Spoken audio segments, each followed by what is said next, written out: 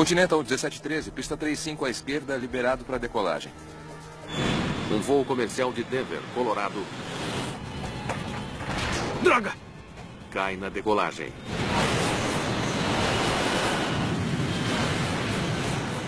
O avião estava bem em cima de mim. E eu pensei... Muito bem, talvez eu morra aqui hoje. Equipes de resgate lutam por horas no frio para libertar passageiros presos. Fique firme, logo vamos chegar aí. Você nunca será capaz de salvar a todos. O que está acontecendo aqui? Depois que determinamos que o voo seguro era tecnicamente possível, tivemos que determinar o que mais deu errado. Mas esse trabalho é mais difícil do que qualquer um imagina. Havia muito mais nisso e era isso que os investigadores tiveram que entender.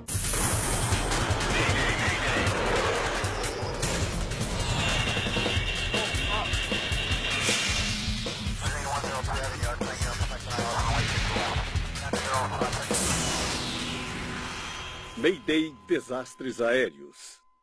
Esta é uma história real baseada em relatórios oficiais e relatos de testemunhas. Morte no inverno. É pouco depois das 2 da tarde, em Denver, Colorado. 15 de novembro de 1987. Há 77 passageiros a bordo do voo 1713 da Continental Airlines. Eles estão a caminho de Boise, Idaho.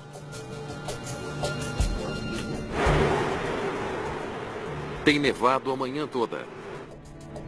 Os controladores estão ocupados tentando despachar uma série de aviões.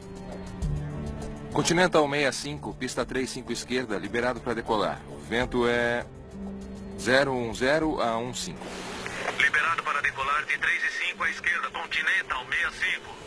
Continental 594, taxie na posição e aguarde a pista 35 esquerda. Informe quando em posição. Os controladores não têm radar em solo para ajudá-los a rastrear os aviões no aeroporto. Eles estão lutando para manter as partidas no horário. Os controladores de tráfego aéreo, quando não conseguem ver fisicamente os aviões, dependem dos pilotos para informarem a eles as posições conhecidas, de modo que os tempos entre os táxis sejam através de determinada pista até determinado ponto, e você informa quando chega lá. Eles têm que manter uma imagem mental de onde todos os aviões estão, sem ser fisicamente capazes de vê-los.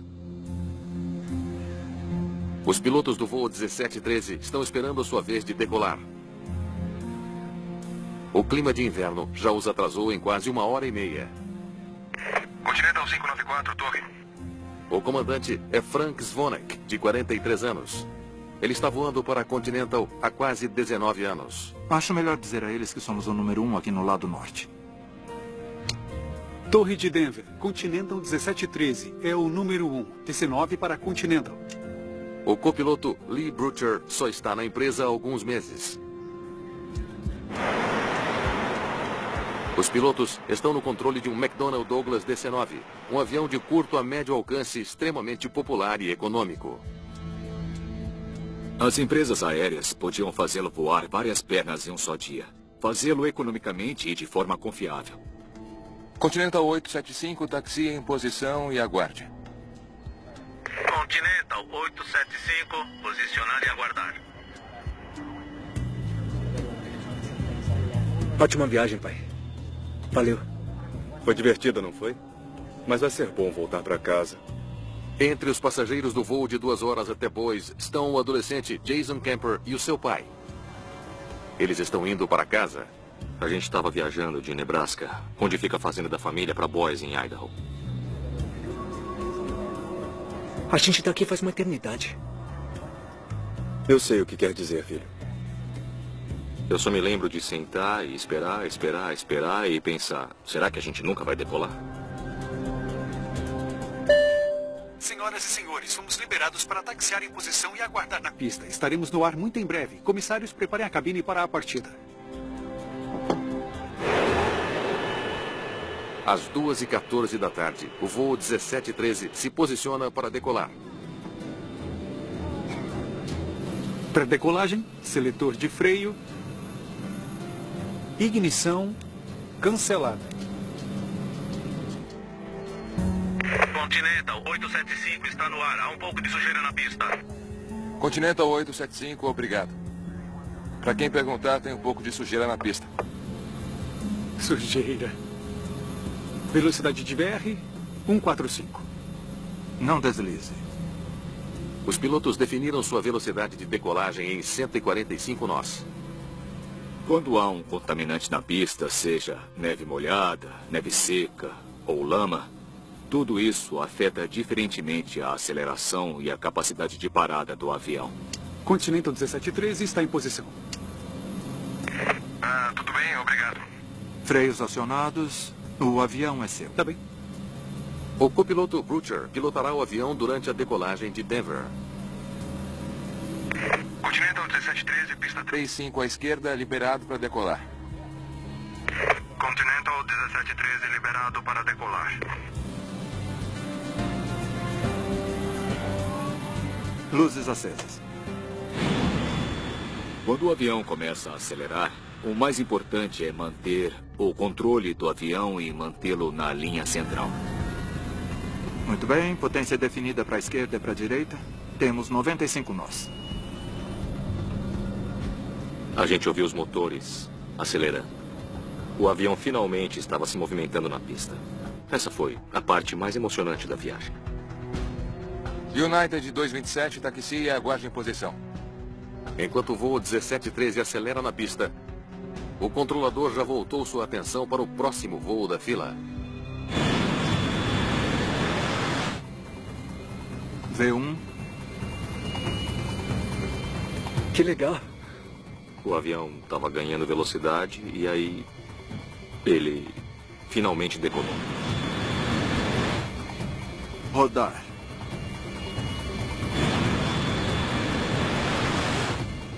Taxa positiva. Droga. O avião mal sai do chão, mas há sinais de problemas graves. Pai, o que é isso? Não se preocupe, Jason. O avião levantou do chão e começou a inclinar para a esquerda.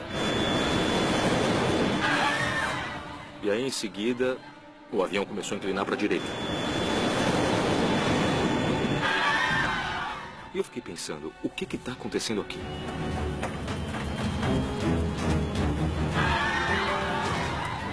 A essa altura, todos já estavam gritando. E eu pensei, tem alguma coisa errada.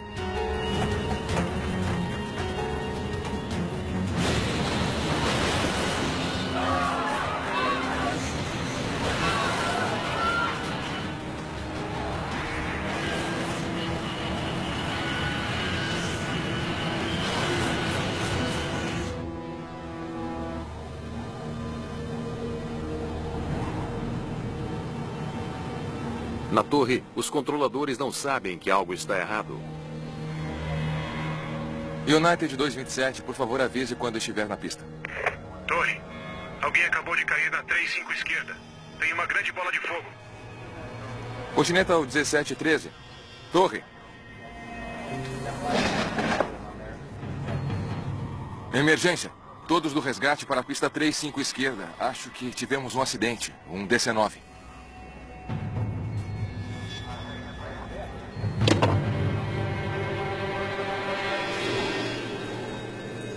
O bombeiro Bob Garner é um dos primeiros a atender o chamado. A primeira coisa que pensei foi que não era um avião comercial, que era um avião privado pequeno. Talvez 2 ou 3 pessoas a bordo. Não tínhamos ideia do tipo de acidente que iríamos encontrar.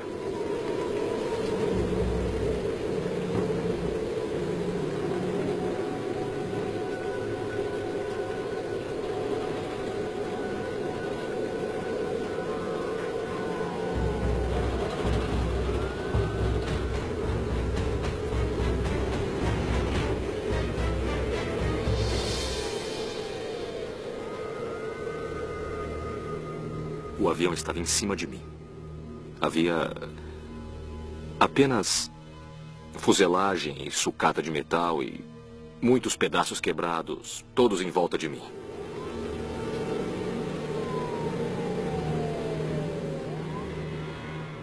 Aí eu pensei, muito bem, talvez eu morra aqui hoje.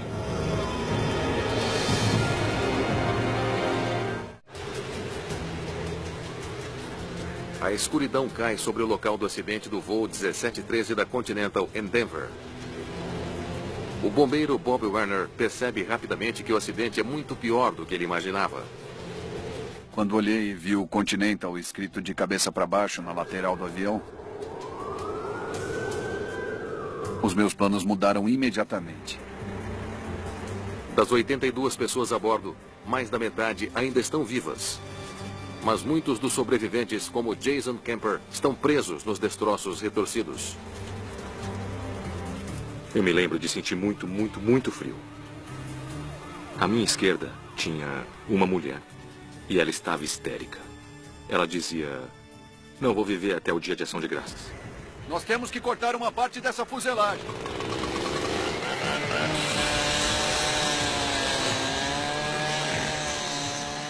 Houve algumas vítimas que conseguiram se afastar do local. Mas aqueles com os quais estávamos lidando estavam praticamente presos na aeronave. Os socorristas trabalham freneticamente para libertar os passageiros presos. Mas Werner está preocupado em não provocar um incêndio catastrófico. O avião estava carregando quase 8 toneladas de combustível. Eu senti o cheiro do vapor e o cheiro do combustível. A serra que eu estava usando estava lançando faíscas. E eu não queria me tornar uma fonte de ignição. Me dá a barra de ferro.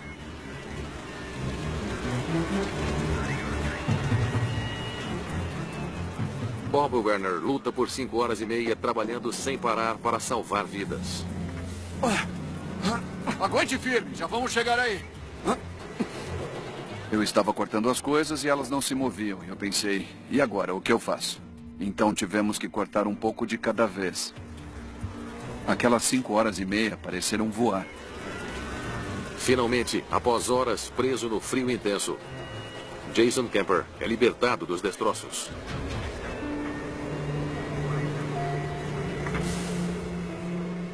Eu me lembro da neve caindo no meu rosto e eu olhei para os destroços do lado de fora do avião pela primeira vez. Os socorristas salvam 54 vidas, mas 28 pessoas morrem no acidente, incluindo o pai de Jason. Eu me lembro de pensar assim: eu não quero sair daqui.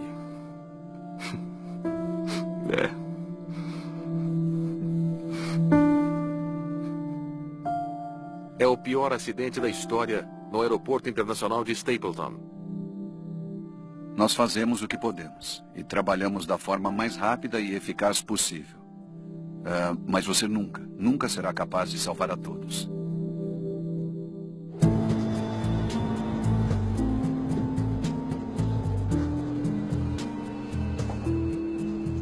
Bob Benson vai liderar a investigação para a Comissão Nacional de Segurança dos Transportes, a NTSB.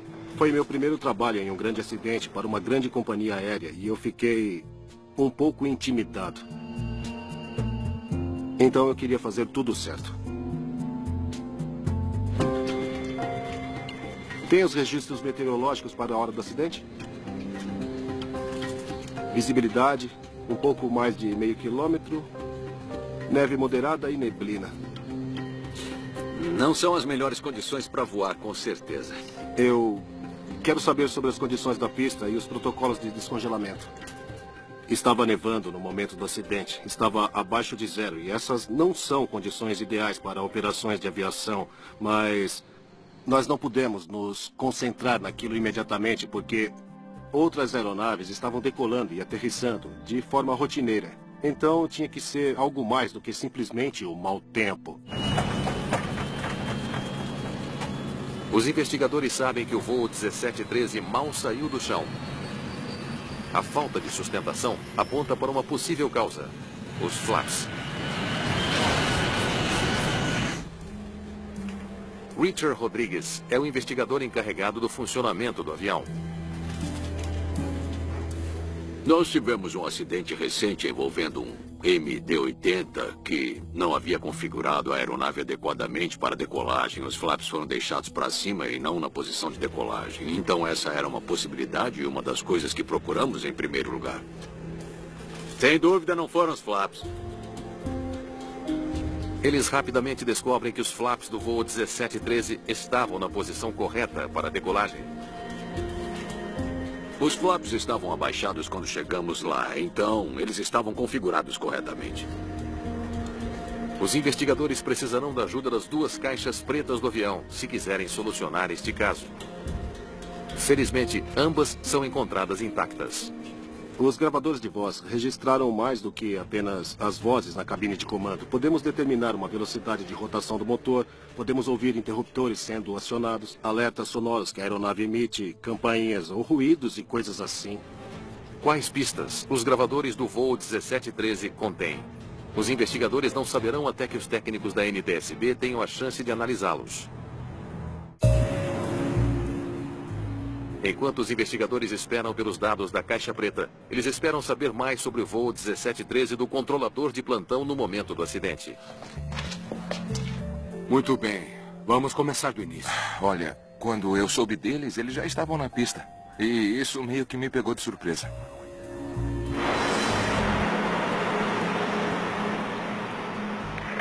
Continental 594. Torre. O controlador achou que o próximo voo da fila era o Continental 594, mas não conseguiu entrar em contato com aquele avião.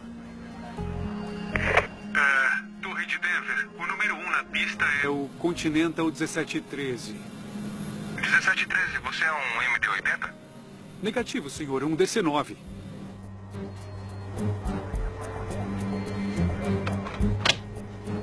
Não sei como o 1713 chegou lá, mas ele está lá.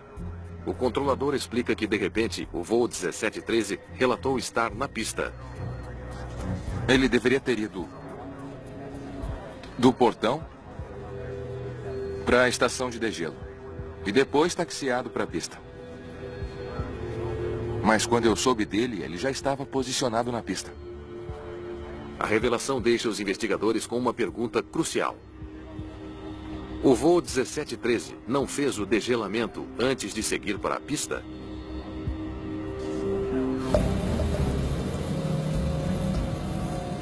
Gelo na superfície de uma asa pode ser mortal.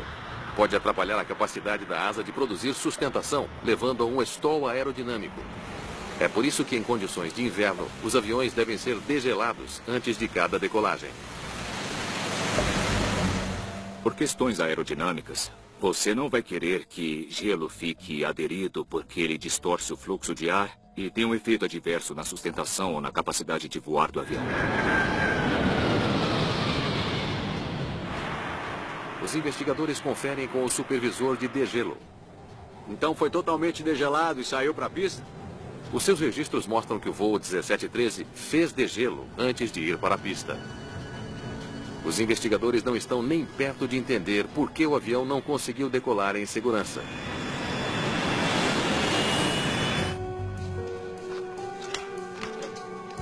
Mas eles estão próximos de ouvir os momentos finais dentro da cabine de comando. A gravação está intacta. É como passar por um lava rápido. Spray de degelo é inconfundível. Nesse caso em particular, o gravador de voz da cabine até captou o som do fluido de degelo atingindo a fuselagem. O degelo era uma coisa que eu nunca tinha visto antes. Você vê espuma sendo jogada em todo o avião e nas janelas.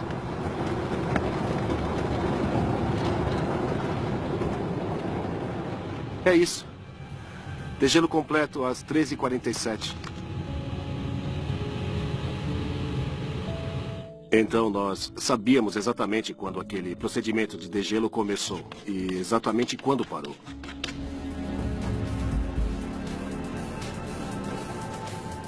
Ligue os dois. Ok. Os investigadores agora sabem exatamente quando os pilotos reiniciaram seus motores e saíram da estação de degelo.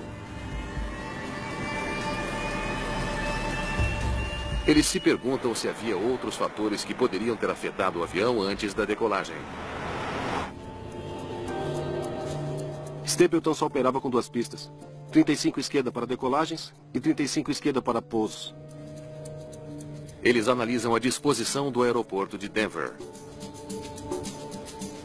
As duas pistas ficavam a apenas 480 metros uma da outra. Eles eram capazes de usar um lado para chegadas e um lado para partidas, e isso permitiu que o fluxo corresse tão bem quanto poderia, apesar do clima. Quem estava pousando ao lado do nosso avião?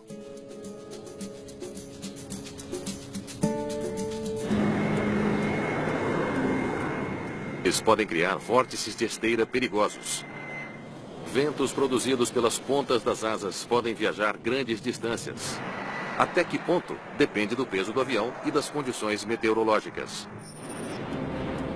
Os investigadores agora se perguntam, será que um vórtice poderoso de outro avião perturbou o voo 1713 justo quando estava tentando decolar? Torre, Continental 875 está em posição. Vai demorar mais alguns minutos para a pista, pessoal. A coisa está apertada aqui hoje. Já que as pistas são tão próximas uma da outra, os controladores geralmente pedem um intervalo de 2 minutos entre cada pouso e decolagem. Mas no dia do acidente, havia tanto tráfego que o tempo entre aterrissagens e decolagens por vezes era de apenas 1 minuto. O último avião a pousar antes do acidente foi este. O voo 367 da Delta. 3 minutos antes do voo 1713 ter sido liberado para decolagem, um 767 da Delta Airlines aterrissou na pista vizinha. Continental 1713, pista 35 à esquerda, liberado para decolagem. Continental 1713. Liberado para decolagem. O voo 1713 foi autorizado a decolar cedo demais, depois do pouso do voo da Delta. Um 767 pesando 150 toneladas cria um vórtice de esteira que pode se deslocar 520 metros para o lado e permanecer por até 3 minutos e meio. Esse vórtice de esteira poderia ter perturbado a decolagem do voo 1713. Muito bem, vamos começar com os pesos.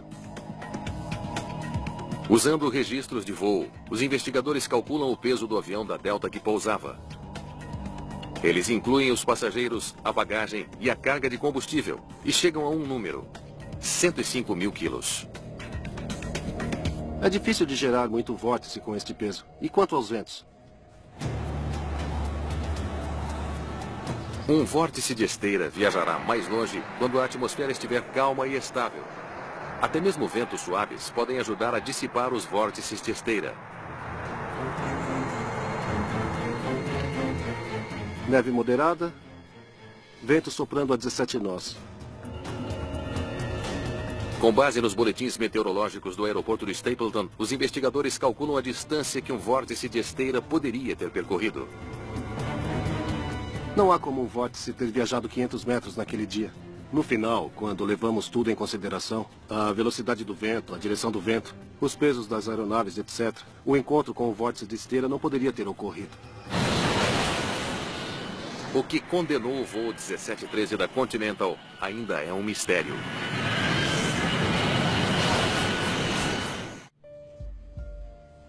Muito bem. O degelo foi concluído às 13h47.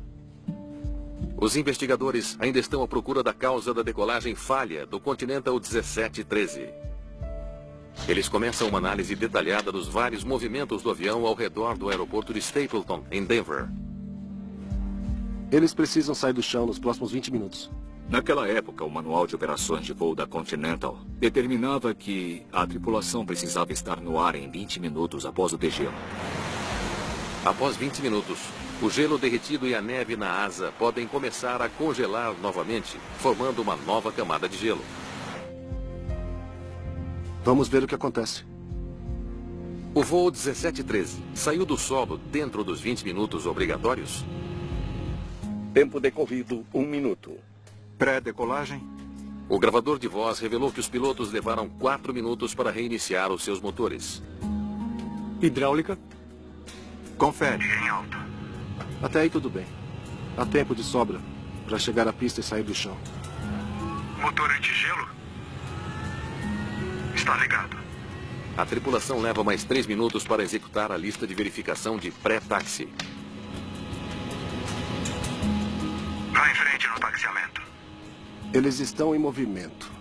11 minutos após o degelo, o Continental 1713 está taxiando em direção à pista. Bug inserido. 145.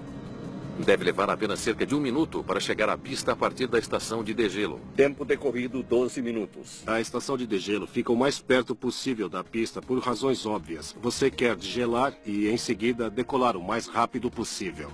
Há 2 voos à frente deles, Continental 16 e 17 e o 65. Eles têm 8 minutos até o tempo acabar. O voo 1713 deve ser capaz de decolar dentro do prazo de 20 minutos. Continental 16, 17, pista 35 esquerda, liberado para decolagem. Muito bem. Nesse momento, o Continental 16, 17 decolou. O Continental 65 é o próximo. Eles têm um avião na frente e restam apenas 5 minutos do relógio. Essa coisa pode demorar muito. Pode durar muitos dias. Liberado para decolar 35 esquerda, Continental 65. 18 minutos depois de sair da estação de degelo, não há mais aviões entre o voo 1713 e a pista. Os pilotos esperam ouvir o seu número em seguida. Continental 594, taxi e aguarde na pista 35 esquerda. Informe quando em posição. Continental 594? O que está acontecendo aqui? Por alguma razão, o controlador não está liberando o voo 1713 para decolar.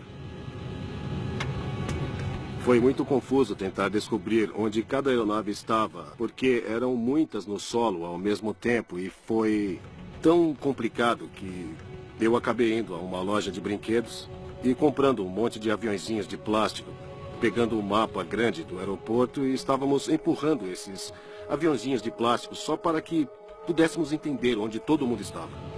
Eles verificam os registros de voo do 594 para determinar sua posição na hora. O Continental 594 é um MD-80 na estação de degelo. Então por que a torre está tentando colocá-lo na pista? Alguém está vendo o MD-80 indo para a posição lá fora? O controlador parece ter perdido o controle dos aviões em fila para a pista. Acho melhor dizer a eles que somos o número 1 aqui no lado norte. A tripulação do voo 1713 tenta esclarecer a confusão. Torre de Denver, Continental 1713, é o número 1 DC-9 para Continental. Aproximando-se do limite de 20 minutos, eles informam que são os próximos da fila a decolar. Mas o controlador acha que o próximo avião na fila é o voo 594. O controlador acha que o 1713 é o voo 594. Mas o voo 594 está aqui, sendo degelado. Ele estava na estação de degelo com o rádio desligado, o motor desligado e não estava nem escutando. Continental 875, pode contornar um MD-80 para a pista? Continental 875, afirmativo. Quem é esse agora? Ele está movendo aviões em torno do que ele pensa ser o 594. O controlador não está recebendo uma resposta daquele que ele acredita ser o próximo avião da fila, o voo 594. Então ele começa a mover aviões em volta dele. Houve essa confusão por parte do controlador porque ele tinha 3 ou 4 aviões da Continental com quem ele estava conversando e ele não sabia onde cada um deles estava. Tempo decorrido 20 minutos. À medida que o voo 1713 passa da marca de 20 minutos, a tripulação está ocupada tentando resolver a confusão do controlador. Torre de Denver. O número 1 na pista é o Continental 1713. 1713, você é um MD-80? Negativo, senhor. Um DC-9. O controlador não tem uma pista para o voo 1713, o que só aumenta sua confusão.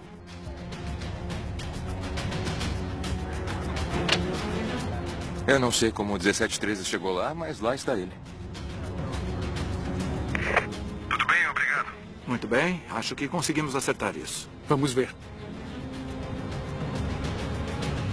E então, o 875 decola à frente deles. Com toda a confusão, o voo 1713 ainda está no chão, muito depois do limite de 20 minutos. Continental 1713, pista 35 esquerda, liberado para decolagem. Continental 1713, liberado para decolagem.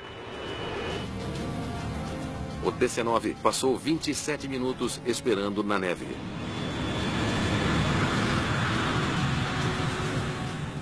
Isso é muito tempo quando você tem uma precipitação contínua em baixas temperaturas. Então as duas aeronaves começam a rodar para decolar às 14h31, mas nunca sobem 6 metros acima do chão. A questão crítica agora é: um atraso de 7 minutos transformou uma decolagem rotineira em um desastre fatal?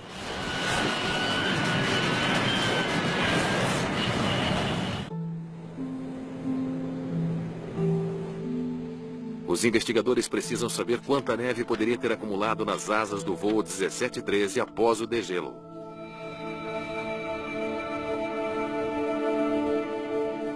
Passageiros dizem que viram pedaços de gelo nas asas enquanto esperavam para decolar.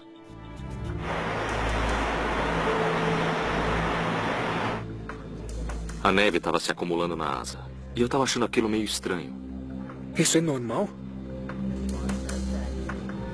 Tenho certeza de que os pilotos sabem o que estão fazendo. Bom, você confia no seu pai e nas pessoas que estão comandando o avião.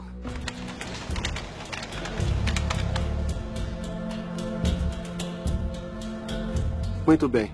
O que temos entre 1h47 e 2h14? Tivemos que analisar a quantidade de precipitação que estava ocorrendo e a taxa que ela estava acumulando nos aviões. Eles estudam dados do Serviço Meteorológico Nacional. Menos de 1 centímetro de neve. Imprime para mim. Os investigadores agora precisam descobrir quanto dessa neve poderia ter se transformado em gelo nas asas do DC-9. A solução de degelo deve derreter a neve acumulada nas asas do avião. Mas se estiver frio o suficiente, a neve derretida pode diluir a solução e voltar a ter a forma de gelo. 2 graus negativos. Está frio o suficiente para congelar a água. Benson calcula exatamente quanto gelo acumulou nas asas nos 27 minutos antes da decolagem. Derreta 7,42 milímetros de neve e você obterá 0,91 milímetro de água. Não pode ser o suficiente para derrubar um DC-9. Será que pode? Seria o equivalente a uma lixa 30 ou 40, que é mais ou menos como salpicar sal nas asas do avião. Os investigadores examinam a tolerância de acúmulo nas asas de um DC-9. O fabricante, a McDonnell Douglas, fornece a eles alguns dados surpreendentes. Maior velocidade de stall? Uau! Isso é incrível! Os cálculos mostram que a pequena quantidade de gelo nas asas foi suficiente para degradar o desempenho, aumentando a velocidade necessária para a decolagem. Quando eu descobri que apenas o equivalente a uma lixa 30 de contaminação na asa pode degradar o desempenho em uns bons 20 nós, isso é significativo e então eu fiquei chocado. Droga! Os investigadores podem ter finalmente solucionado o mistério da decolagem fracassada do voo 1713.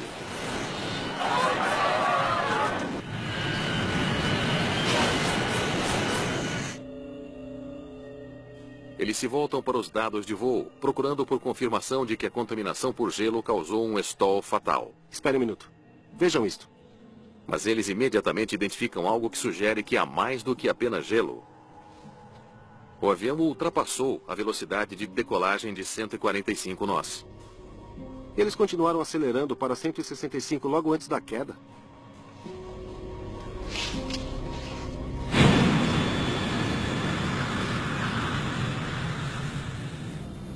Que legal. Os dados mostram que o avião chegou a uma velocidade em que poderia ter superado a perda de desempenho causada pelo congelamento. Foi só um pouco. Mas parece que eles poderiam ter decolado.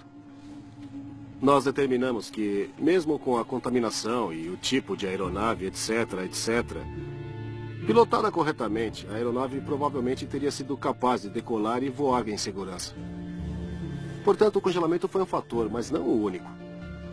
Depois que determinamos que um voo seguro era tecnicamente possível, nós precisamos determinar o que aconteceu, o que mais deu errado.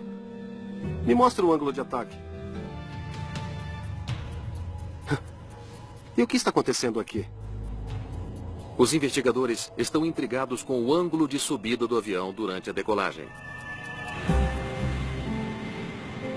Para manter o arrasto no mínimo, as aeronaves normalmente decolam em um ângulo bem agudo, de cerca de 5 ou 6 graus. Quando você alcança a velocidade de voo, onde você puxa o manche e o nariz começa a subir, você quer fazer isso gentilmente, para deixar as asas começarem a produzir sustentação e fazer a transição de forma suave. Os dados revelam que o voo 1713 subiu acentuadamente ao dobro da taxa normal. V1, rodar. O problema é que aí você cria uma grande quantidade de arrasto e se houver qualquer contaminação na asa, você leva o avião para uma condição de stall no momento em que ele sai do solo, o que de fato é o que ocorreu. Taxa positiva. Droga! Parece que o copiloto pegou uma situação ruim e piorou, puxando seu manche com força demais. O que está acontecendo? Não se preocupe, Jason.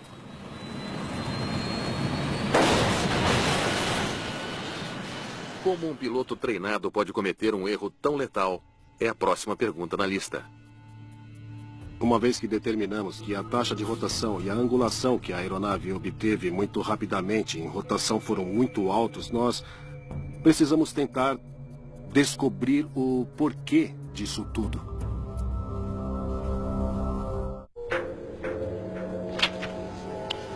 Obrigado. Vamos ver o que podemos descobrir sobre esses pilotos. Os investigadores analisam os registros de treinamento da tripulação. Bom, os registros de treinamento se tornaram muito importantes quando começamos a suspeitar que um membro da tripulação não tinha o treinamento suficiente, por assim dizer. O que eles descobrem sobre o copiloto é preocupante. Ele não teve um desempenho espetacular naquela companhia aérea. E mesmo assim ele foi contratado. O copiloto teve uma história conturbada, para dizer o mínimo. Ele não era realmente um as da aviação.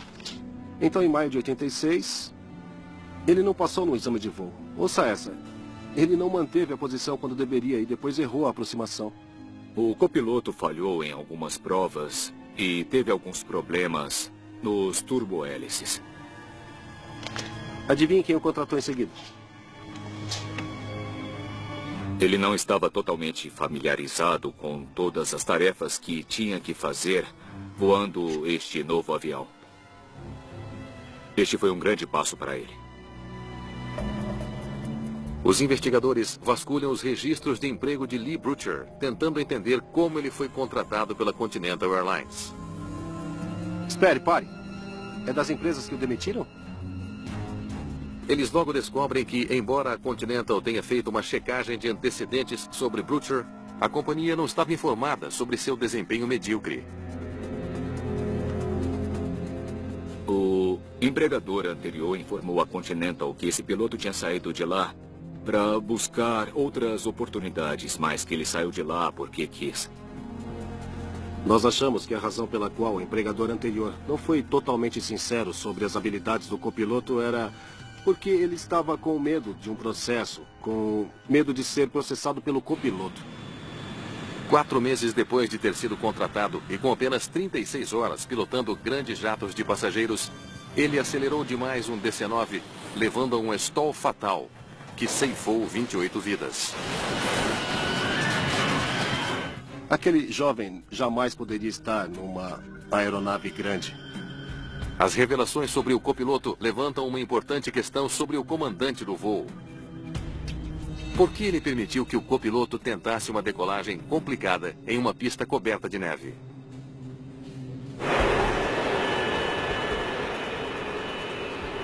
O avião é seu. Ok. Continental 1713, pista 35 à esquerda, liberado para decolagem. Continental 1713, liberado para decolar. Os investigadores descobrem que Frank Zvonek estava na companhia há quase 19 anos, mas ele era comandante há menos de um mês. Para piorar a situação, os dois pilotos nunca tinham voado juntos antes, e nenhum deles havia pilotado um DC-9 em condições de gelo. Foi uma combinação ruim desde o começo. Havia um desequilíbrio total. O tempo estava muito ruim.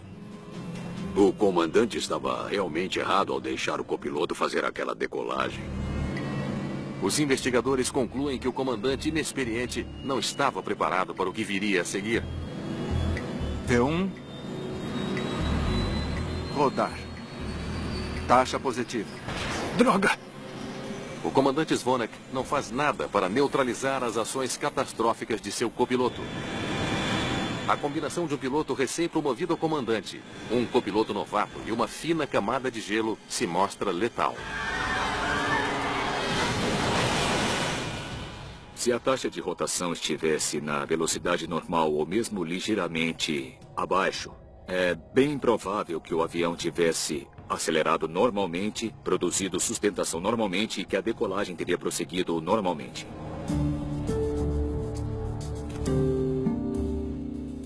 Os investigadores têm um último mistério para resolver.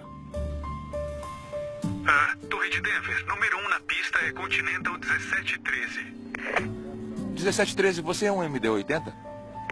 Negativo, senhor, um DC-9. O atraso em tirar o 1713 do chão foi um fator crítico no acidente. Porque o controlador não sabia que havia um DC-9 esperando na cabeceira da pista.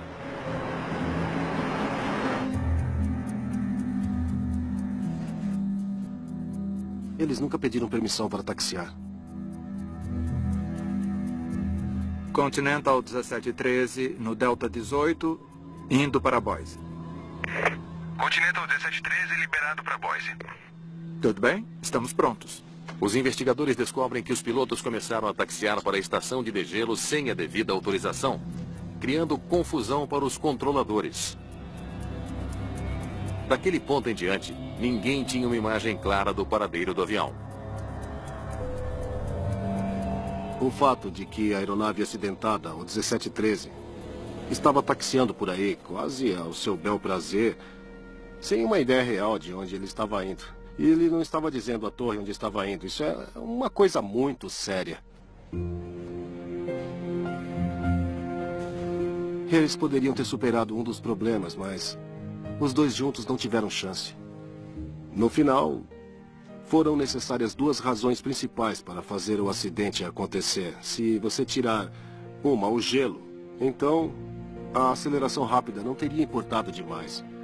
Se você tirar a aceleração rápida, o gelo não teria uma importância tão grande. Teria que haver os dois problemas para haver esse acidente. A NTSB recomenda novas diretrizes rígidas para o degelo dos aviões DC-9. Eles também pedem às companhias aéreas que estabeleçam novas regras para impedir que pilotos inexperientes sejam escalados no mesmo voo. Nós recomendamos que a tripulação, como a do voo 1713 da Continental, nunca mais existisse. Nada de membros da tripulação muito inexperientes no assento da direita. E nada de comandantes inexperientes no assento da esquerda. E a Continental e outras companhias aéreas e a FAA aceitaram isso imediatamente. Então essa foi uma grande lição que se aprendeu.